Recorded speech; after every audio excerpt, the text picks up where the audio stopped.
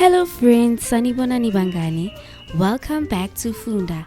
Ngiyanamukela futhi kaFunda, where we learn and play with words every day. Lapho khona sifunda khona, siphinde sidlala ngamagama njalo. Let's explore the sound wa. Asifundeni isound wa. Can you say it with me? Ungayisho nami. Wa. Wa. Great job, umsebenzi omuhle. Let's see some cool words that starts with asibone amagama aqala ngo-sound wa. Whale, umkhoma.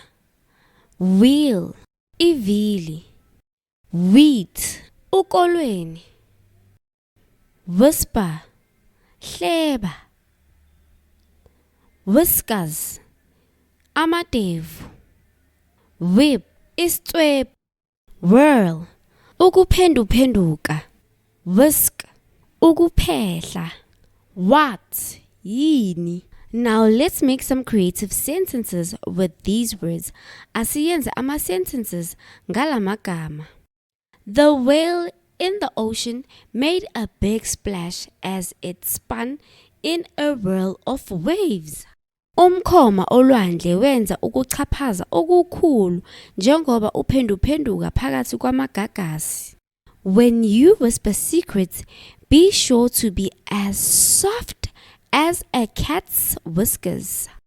Uma uhleba izimfihlo, qiniseka ukuthi awenzi umsindo njengamadevu ekati. Watch the whale go round and round as it whizzes down the hill. Whoosh! Buka isondo lizungeza njengoba lizulazula phansi ekugqumeni. Whoosh! As the baker started to whisk the batter, the sweet smell of wheat filled the room.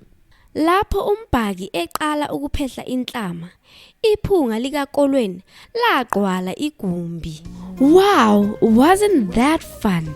We learned so many new words and used them in sentences. Sifunde amagama amaningi waka saze sawasebenzisa kuma sentence. Thank you for joining me, friends. See you next time. Ngiyabonga ngokungivakashela bangani. Ngizonibona ngokuzayo. Funda.